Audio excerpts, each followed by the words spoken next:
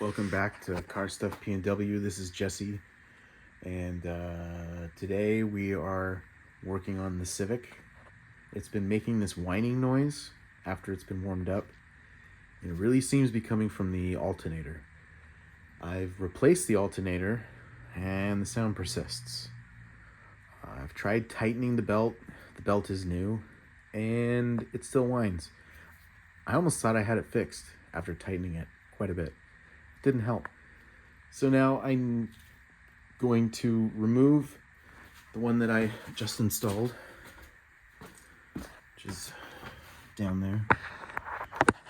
Some kind of shiny and stuff. I'm going to take that out,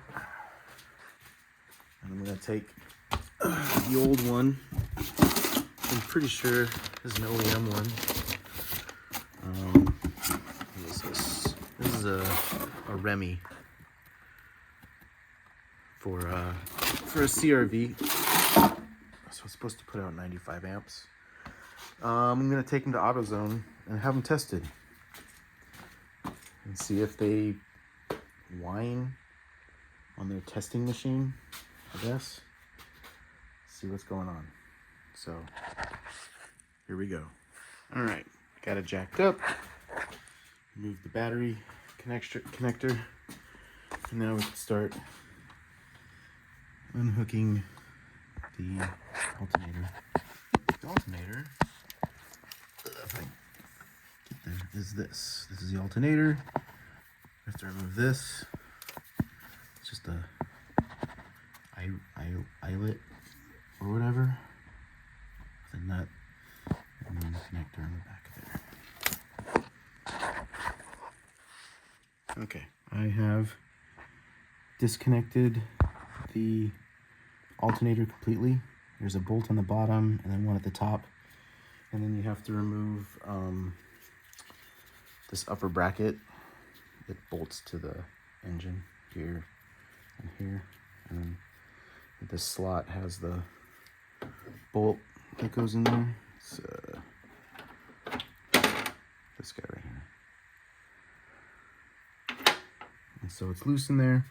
And then I saw on YouTube that you can pull off the master cylinder for the brakes, pop it up here, and then you got room to pull it out. So I'm gonna pull it out. All right, it's the next day. I had both alternators, the new one and the old one, tested at AutoZone, and they passed. So the electronics are good. It didn't seem to make the sound there, but that doesn't necessarily mean anything if it's not running at the right RPM. So I went to pick and pull this this afternoon, and I got a new alternator from a 2001 CRV. This is the real deal alternator, and I took it to AutoZone on my way back home and had it tested, and it passed the test. So it should be good to go as far as, doing what it needs to do as an alternator, regulating the voltage as well as supplying it to the system. So now I'm going to install it back down in there. Okay, and now the alternator is back down in there. I've already put the lower bolt in. And then I've got started putting the belt on, feeding it up. It has to go between the frame rail and the pulley. Okay, I got the belt on right here. And so now I need to put this bracket back on. It just goes on like that. All right, I've got it all bolted back in, and the belt's back on, and it's on nice and tight, and hopefully the whining sound will stop and it'll just work. And of course, this is the third alternator, and it's still doing it. What is that sound coming from? It's awful. it really seems like it's coming from the alternator, but I don't know where it's coming from. And it's so annoying. It's so annoying driving this thing around. It only does it at idle.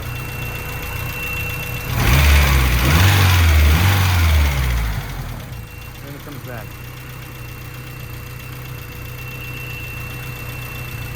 So at this point, it's kind of back to the drawing board.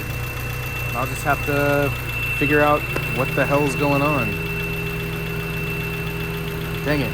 Well. Okay. And now it's been about 5 days since the last clip. And as you can see, I have pulled the valve cover off. I was thinking maybe something's going on with the cams. I don't see anything too bad. And so I took the opportunity with the valve cover off to adjust the valves. The exhaust was pretty good. Had the clearance I was looking for. The intake was actually loose, so I tightened that up. And then I had some crap. What did I do with them? On the back of the block, I had installed these ports for the galley plugs on the back, so that excessive pressure in the system would be pulled out into the catch can. But I was getting way too much oil, so what I did was I took the hose that was originally connected to the catch can and looped it to itself, because it was a pain. It's a pain to deal with all that stuff. And so I decided to remove that, and I put the original galley plugs back in. And then while I was messing with that, there is, I don't know if there's a way to see it. Let's see here. There is a hose, or a part of the coolant line comes out of the pipe in the back. You can kind of see it right there above the oil filter. Yeah, right there. That actually was leaking. So I tightened that.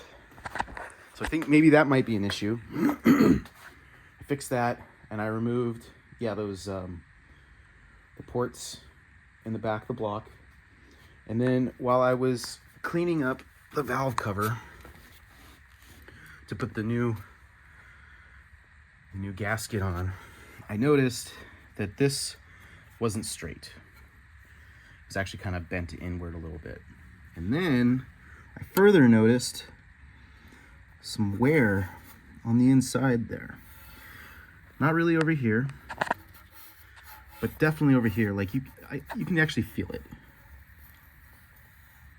And so I started to use a screwdriver to kind of bend this out, and it was coming out. But then, of course, I went a little overboard and I cracked it a little bit, which is kind of lame. But ultimately, it's on the timing belt side, so it shouldn't affect oil leakage and stuff. So I should be okay. And it actually cracked a little bit off there. Whoops, didn't mean to do that. So yeah, I'm actually thinking maybe this was what was causing my issue, the sound, because this is on the back, under the intake, which is where the sound was coming from. It was coming from over here. So if it was right there, that kind of makes sense. So I've pulled it back. It doesn't look bent anymore, and this crack is not a big deal. Technically, I can weld aluminum with the right gas with my MIG welder, my Eastwood MIG welder, but I don't think it's necessary to fix that. I mean, obviously I could just go to the junkyard and probably get a new one, but, well, new, but I don't think I need to. I'm hoping that, you know, if it was rubbing there, that pulling this back a little bit, hopefully that helped. And then I'll put this the valve cover back on, give it a test, and hopefully the sound goes away. I'm thinking it was either that loose hose for the coolant, or it was grinding here. All of which is back here. So fingers crossed that that's what that is. Here we go. Okay, got the valve cover gasket installed, nice and tight, and then the seals for the spark plug tubes. Now the next step is to use silicone gasket on these 8 spots. We go to the service manual here. Excuse my messy garage. It says to use this to for the gasket. Could you use some RTV or something like that? Sure, but me personally, I like using the real stuff, the Honda Bond.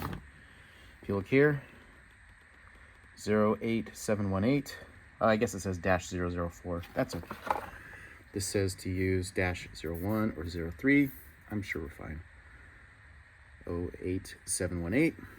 So, yeah, you put them on the spots, you put it down, and then you tighten in that sequence in 2 or 3 steps. If you're working on your car, a car, I really recommend getting the service manual for it. This stuff, you can download this stuff for free off the internets.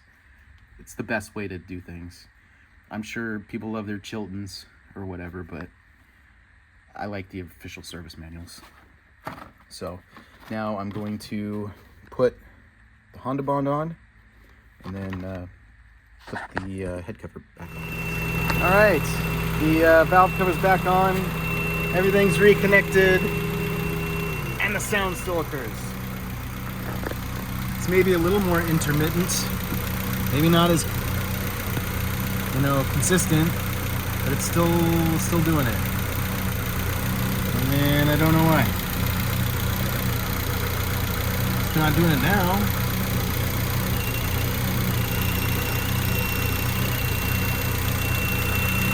I don't know. I just can't figure it out.